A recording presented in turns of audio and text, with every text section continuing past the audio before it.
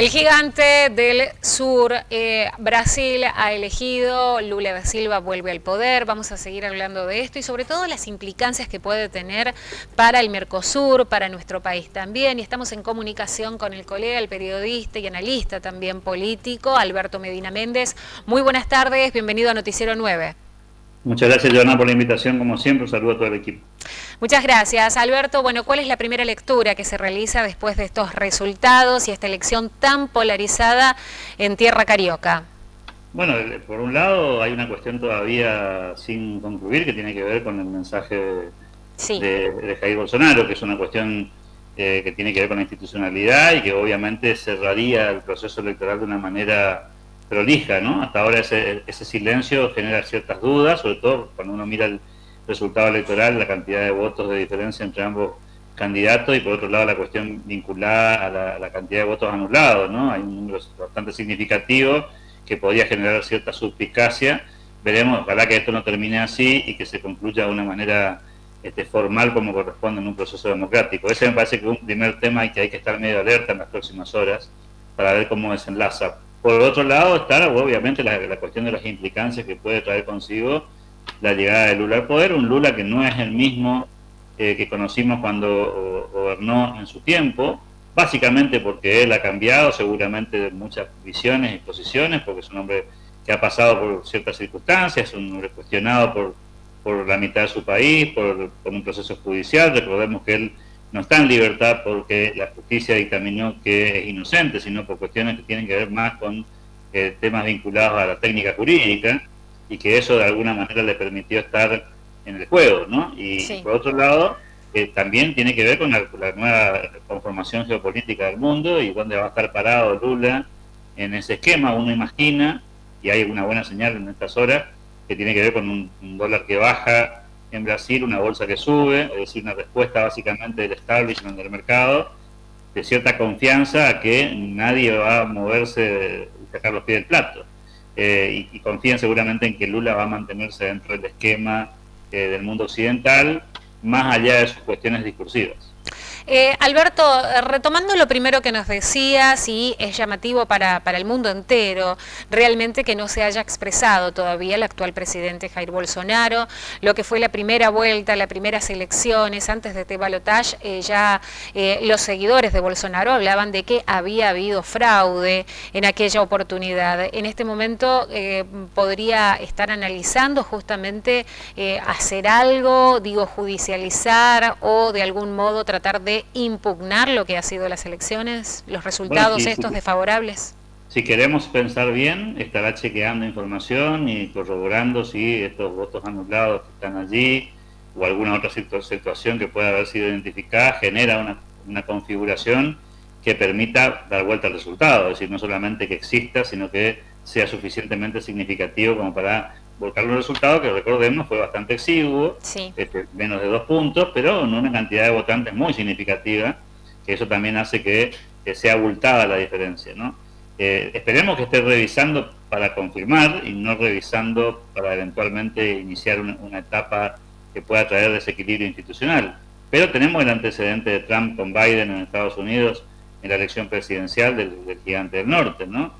Y que por supuesto significó también una crisis institucional muy fuerte y se vivieron horas muy difíciles en Estados Unidos cuando fue aquel cuestionamiento al proceso electoral en el que Biden fue electo presidente. Y todavía hoy hay mucho resquemor en ciertos sectores de la comunidad que consideran que aquella elección fue fraudulenta. ¿Por qué es importante esto? No solamente por la institucionalidad, sino por la legitimidad con la que puede gobernar un presidente que ya de por sí gana la elección muy ajustadamente, y que si no tiene la convalidación de esa otra porción de la sociedad, le va a resultar bastante complejo llevar adelante un proceso político. Supongo que por eso el discurso de ayer de Lula en línea con gobernar para todos los brasileños y no solamente para el sector que lo apoyó, ¿no? Sí, institucionalmente y socialmente también, porque se han escuchado mensajes de extrema violencia, de salir a defender con armas incluso los resultados de esta contienda electoral.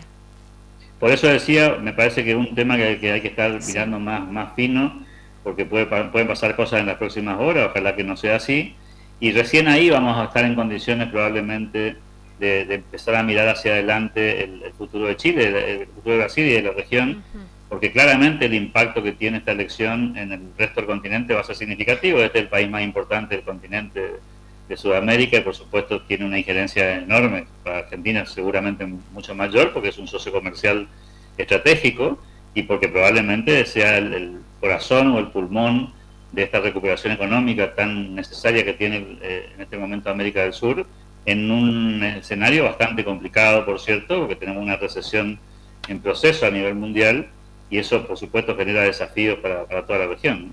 Ahora, para los televidentes que nos están viendo, dicen, es importante para nosotros, puede mejorar, puede cambiarnos la realidad a los argentinos de algún modo que haya sido hoy electo Lula da Silva.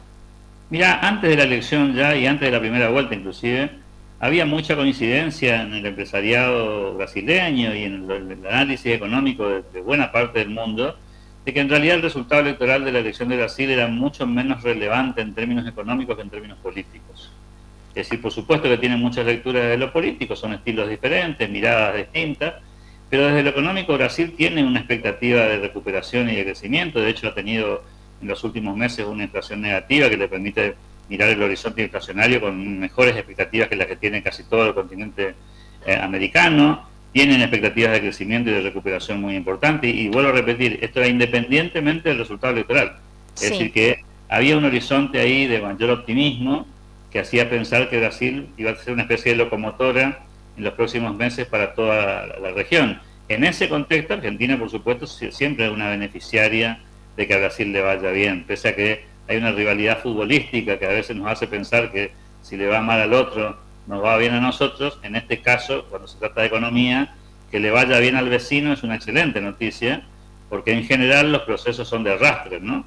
Y así como existe esa frase que dice que cuando Brasil estornuda, Argentina se engripa, también es cierto que cuando Brasil logra arrancar y moverse hacia adelante, Argentina también se ve positivamente influenciada. Así que estamos todos mirando ese fenómeno más económico que político, pero vos también sabés que la política a veces mete la cola y en ese sentido hay que estar muy atento a que no haya una crisis institucional en Brasil que haga tropezar ese proceso de expectativas positivas que hay de cara a lo que viene, ¿no? Ahora, pero si económicamente las expectativas son buenas y Argentina se puede prender a esa locomotora si arranca, sabemos que políticamente también hay mayor afinidad, digo, con el gobierno nacional, lo que es la plataforma y el movimiento que genera Lula da Silva, que lo que venía generando Jair Bolsonaro en las relaciones internacionales. Sí, igual de todas maneras siempre en esas cuestiones hay que ponerle muchas comillas a estos temas porque más allá del perfil ideológico de cada presidente hay acuerdos bilaterales que sobreviven a estas cuestiones. Lula ha gobernado con presidentes que no eran afines en su momento y lo mismo Argentina ha tenido una buena dinámica independientemente de quién gobernara, digo. Es decir, que también en eso hay que tener una lógica más institucional y más económica que política, porque a veces los discursos van de la mano de una línea de acción y la acción concreta va por otro carril. Sí. Sin ir más lejos, en estos últimos años, con Bolsonaro de presidente y Alberto Fernández en Argentina, a pesar de las discrepancias, te diría que ha habido muchos avances en términos de la relación bilateral y eso va por debajo de la línea política, ¿no? Yo espero que eso también que te funcione en este esquema. Y también una lectura que no quiero dejar de hacer y compartir con ustedes es que salvo algunas excepciones como la de Costa Rica, Francia o Nueva Zelanda, todos los oficialismos vienen perdiendo de la pandemia para acá.